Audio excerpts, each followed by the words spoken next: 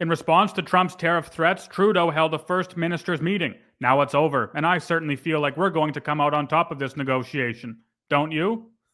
Yeah, right. One follow-up. First question. Bonjour, Fanny Olivier de Radio-Canada. Ma première question est pour vous, Monsieur Trudeau. Look at the congregation of politicians here. Absolute and total incompetency. No doubt about it. Ridiculous. They have ridiculous objectives. They have Orwellian aims. And on top of it, they're completely inept. J'aimerais savoir, êtes-vous prêt à... C'est qu'on va the burden are proud. Nous voulons tous répondre de façon va de l'avant avec les tarifs. C'est pas certain. On ne peut. We had an excellent conversation today from around the table with passionate Canadians who are proud to represent very different regions of the country, but who are all united on one thing, which is we will stand up for Canada. Lie. Nope, don't believe you, Trudeau. Sorry. Not after the last how many years? You're not going to stand up for Canadians. You never have. So why would you start now? And they're always talking, these politicians are always talking about how they have good conversations. They're always having good conversations, but they never get anything done unless it's to restrict the freedom of Canadians. That's the truth of their time in government. Trudeau talking about standing up for Canadians. What exactly are you talking about, Trudeau? All you've done is crush Canadians. All you've done is stepped on them. All you've done is torn us down. And all you've done is represent and support every other country in the world, it seems, except for your own, except for Canada. So when you say we're going to stand up for Canadians, we don't believe you for a second. Why should we? Protect Canadians. We will make sure that we are there to show what this country is made of. At the same time, we've also agreed that no one region of the country should disproportionately bear the burden of standing up for all other Canadians. Oh, sorry. That's how Confederation works, actually, sadly, right? You have a power structure that is situated in the East. That's just a fact. You have a disproportionate level of power that is structured in the East. And for how many years now, the West has subsidized the East? That is just a fact of Canada. It's happened really since its inception.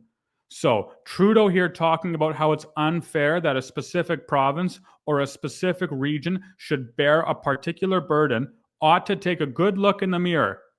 It's like that's the way Canada operates. It shouldn't operate like that. I'm not saying it's just or right, but it's simply a fact of Canada. It's a fact of Canada. You have these Laurentian elite, like Trudeau, who have lived their entire lives on the backs of hardworking Canadians, hardworking taxpayers who do their best to harvest the natural resource that we've been blessed with in this country. And now Trudeau says, yeah, but it's unfair if a few people or if a specific region bears the brunt of the burden now proposed before us. Where have you been for the last how many years, Justin? We have made it very clear that everything is on the table as potential responses, but we've also been very, very clear that it has to be fair across the country. Not a peaceful protest, though. Certainly that ought not to be on the table, right?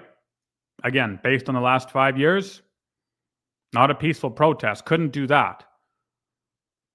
If the American administration moves forward with its plans on tariffs, it will first and foremost hurt American citizens and American consumers, but it'll also hurt Canadians.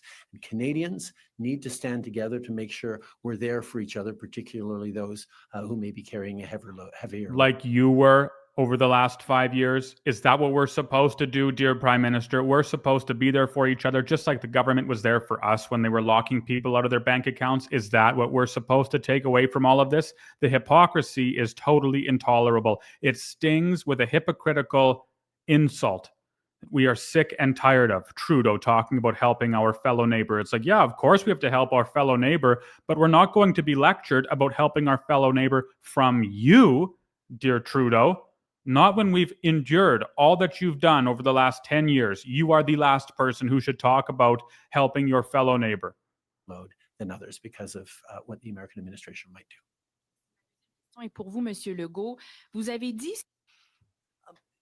The experience Canada had in renegotiating NAFTA in the first Trump administration demonstrated that when we stand together united, promoting Canada's interests, we can do very well, even against a larger trading partner. All Trudeau has done is sow disunity in the country during his rule. That's all he's done. He has fractured and broken this nation, right? He has only served to increase the division. He has not sewn it together. He has not banded Canadians together in some union. No, not at all. Instead, he has further separated Canadians from each other. He had neighbors tell on other neighbors, act like snitches over the last 4 years. He increased government's power and saturated it in the East, as has been the norm since Canada's inception. He has done everything in his power to increase the division in this country so that we progressively become weaker and weaker and weaker. And now he's talking about negotiating from a position of unity to foster strength. What? I thought diversity was our strength, Trudeau. Isn't that what you've told us over the last 5, 10, 15, however long years? Diversity is our strength, or is it unity is our strength? What is it? And that is the focus we have right now. Yes, the Liberal Party is having discussions about its next leader. But right now, our entire focus, and the minister is with me, and indeed all the premiers, is on making sure that we're protecting Canadians every step of the way. Yeah, again, you are the last people that we look to for protection. You are the last. That's the job I was elected to do back in 2021.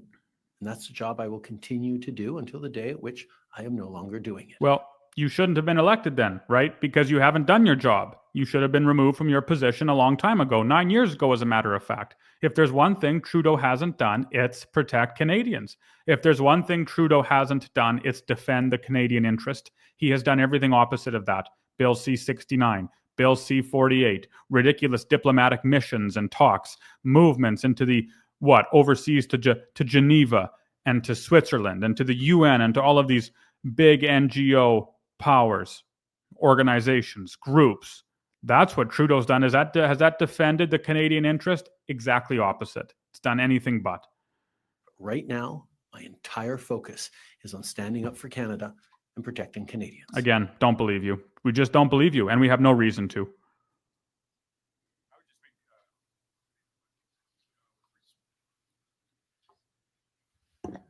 Saskatchewan's been silenced again. No.